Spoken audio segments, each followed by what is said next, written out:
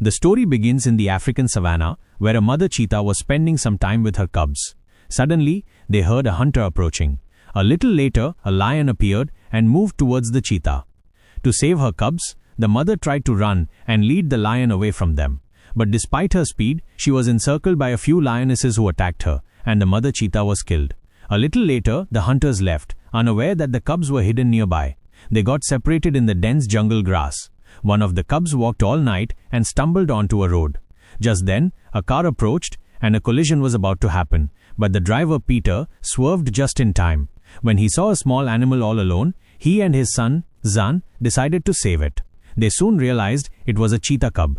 Peter told Zan that one day it would have to be sent back to the jungle, but Zan had grown attached to it. He thought he'd keep it until it grew up. The next morning, Peter and Zan took him to their farm, where they also fostered other stray animals. There, Zan introduced the small cheetah to his mother, who named him Duma. Slowly, Duma became a part of their family. Months passed, and Duma grew into a very fast cheetah. Peter had also raised Zan to be a responsible boy. He knew how to drive, cook, and fix things. But one day, while working on the farm, Peter felt ill and collapsed on the tractor. He had to be rushed to the hospital, and after some time, he returned home and met his wife. It seemed as if he had completely recovered. The next morning, he called Zan and suggested they race with Duma to see how fast he could run. Peter sat on the motorcycle, and Zan sat in the sidecar, and they sped down the road. Zan recorded everything with his camera and saw that Duma easily left them behind. The cheetah ran at a speed of 50 miles per hour. Back home, Kristen was helping her son with his studies, but suddenly, she began to cry. The son asked what was wrong, but his mother hid the matter and told him to study. The next morning, Zan and Duma were playing in the treehouse. Then Peter came and said that the time had come to release him into the jungle. We can't keep him with us anymore.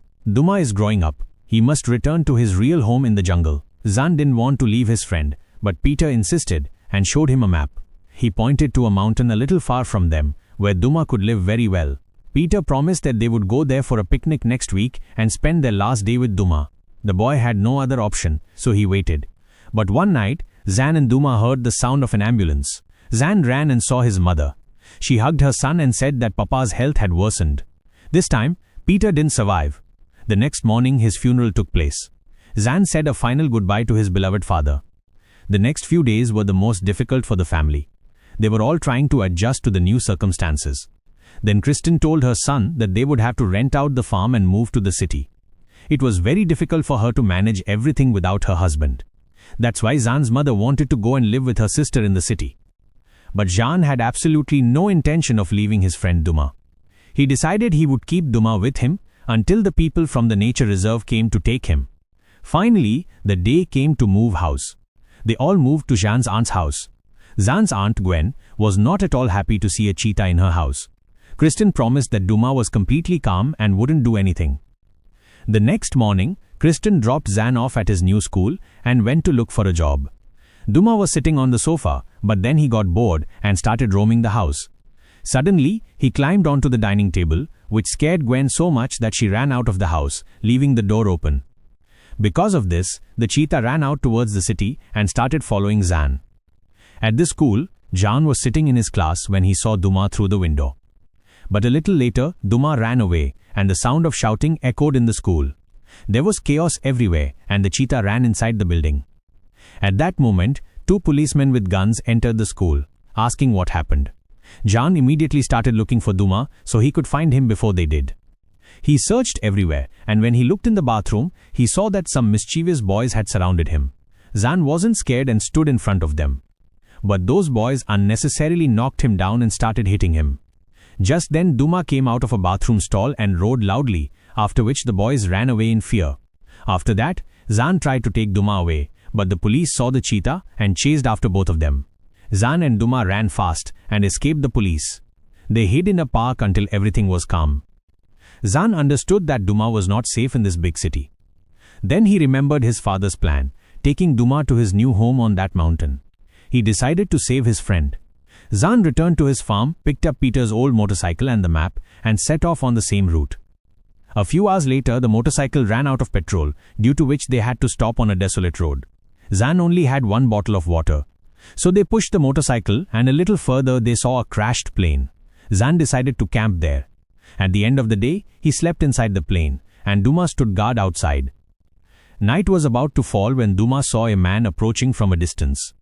The man saw the motorcycle in the desert and started to steal it. The noise woke Zan, and he asked, "Who are you?" Just then Duma went close, and the man got nervous. In his panic, he pulled out his knife. But Zan said, "This cheetah is my friend. He won't hurt you. Don't worry." The man said his name was Rip, and he was heading south. But Zan said this is the west direction.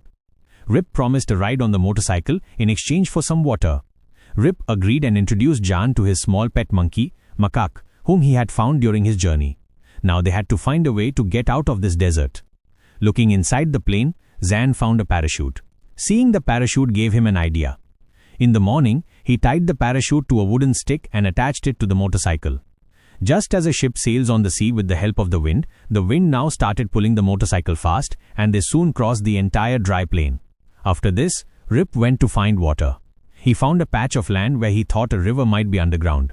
He started digging, and after a while he found enough water for the rest of the journey. But they also needed food for now.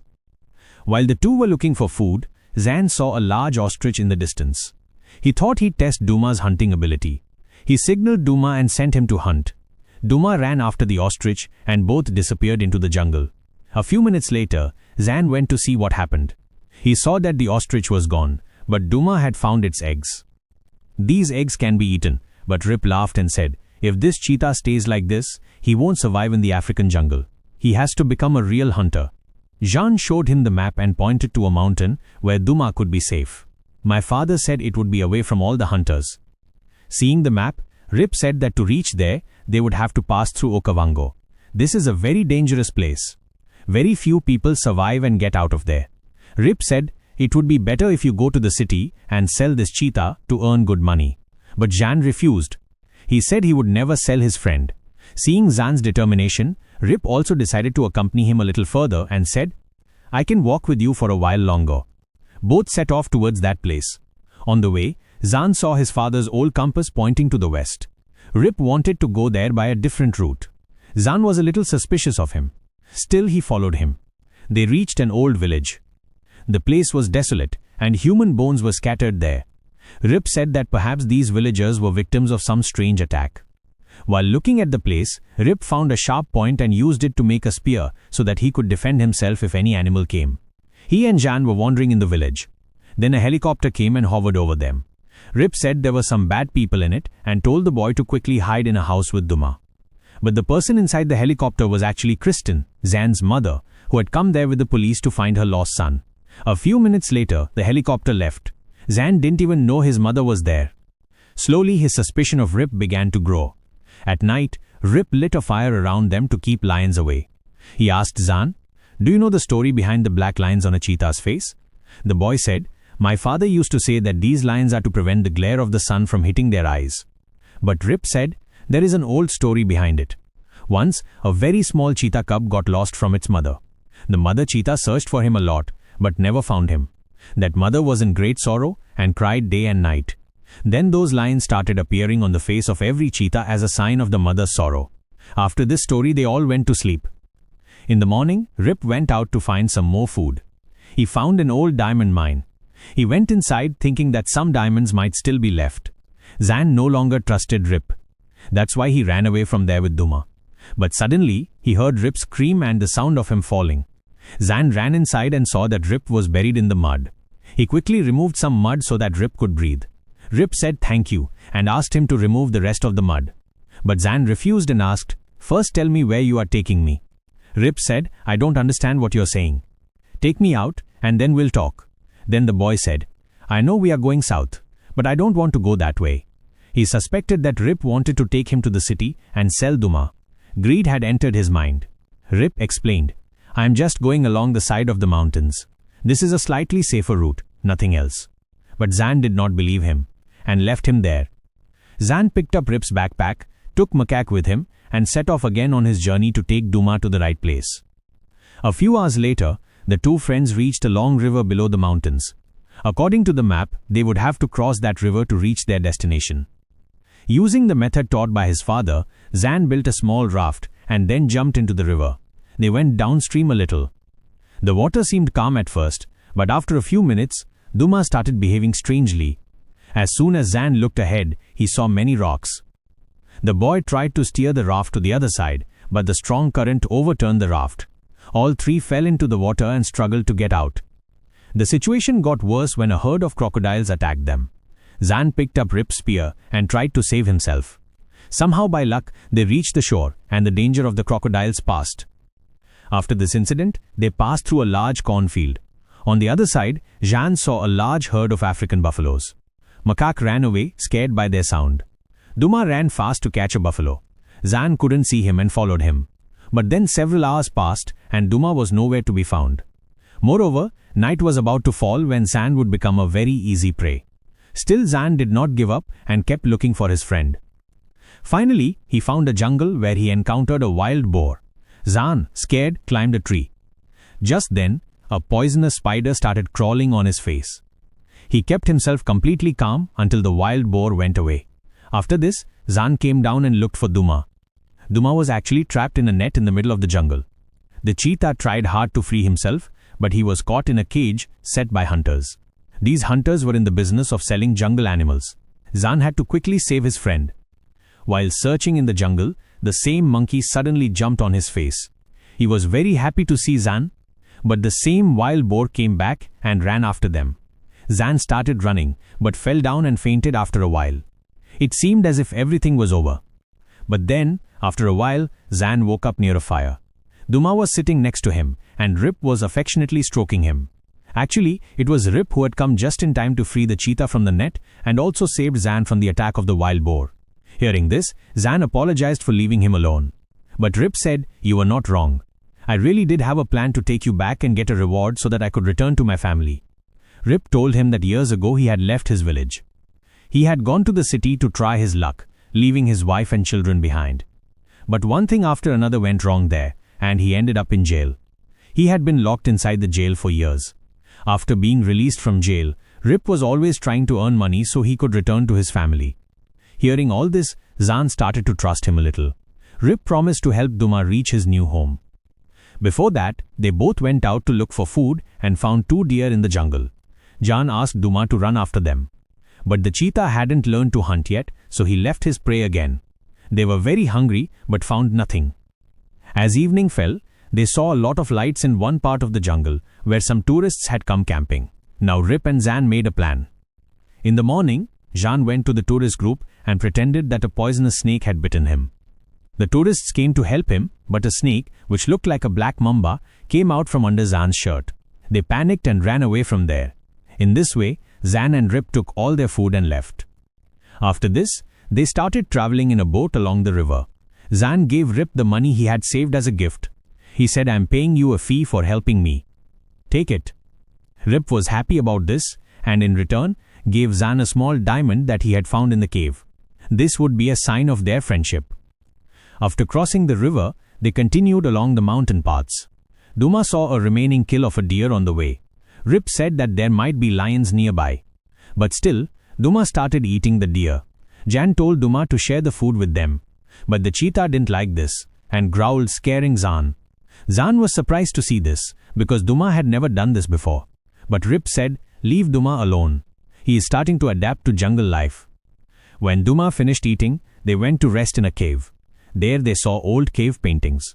Rip said that his village was nearby and he and his father used to camp there in his childhood. But now everything had changed. He said that one day this cave would also be forgotten, and so would the people who come here. Hearing this, Zan became thoughtful. He said that he absolutely does not like change because everything had changed in his life after his father's death. He felt that more change would come after Duma left, and he didn't like any of it. Rip explained to him that change is the rule of the world. It cannot be stopped. But not every change is bad. Look, because of that change you have become a strong and courageous boy today. And Duma is also changing from a pet to adapting to the ways of the jungle. Duma understood the point, but saying goodbye to his friend was not so easy for him. The next day, they left the cave and passed through a large field. Rip saw his old village from a distance. He took Zan there too. But suddenly, a swarm of bees attacked them.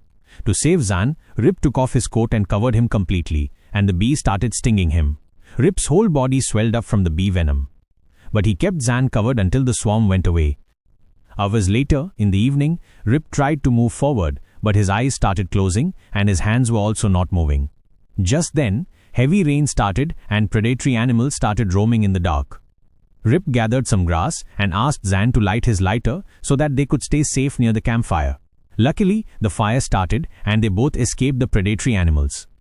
Waiting for the rain to stop, as soon as the situation improved a little, Zan thought about going to the village to get help and told Duma to take care of Rip. But as soon as the boy left the fire, a pride of lions attacked him.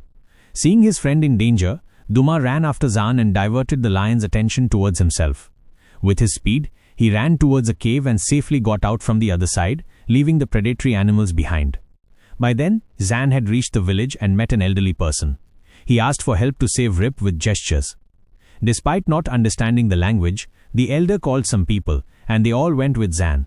They found Rip sleeping in the middle of the fire. As soon as they brought him back, Zan called out to his friend. Just then, Duma heard the sound of another cheetah and went to see it. The next morning, Zan was waiting outside the village, while the elders were treating Rip. The villagers completely removed the bee venom from Rip's body with the help of their herbal medicines. As soon as he regained consciousness, he saw his wife, 2 children, and mother. Rip cried and apologized for being missing for so many years. Then he called Zan and introduced him to his family. The family thanked Zan. Zan was happy that Rip was completely fine, but also worried because Duma hadn't returned. After a while, he left the village and went to look for Duma. A little distance away, he saw 2 cheetahs hunting a deer.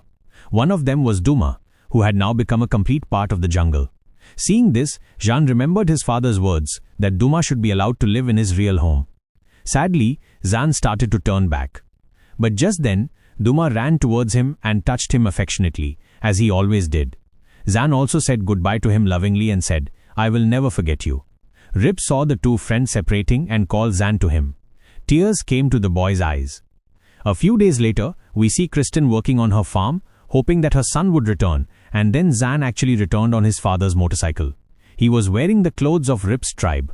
His new friend Makek, the monkey, was also with him. Seeing her son, Kristen ran to him and hugged him. Zan promised that he would never leave them alone again.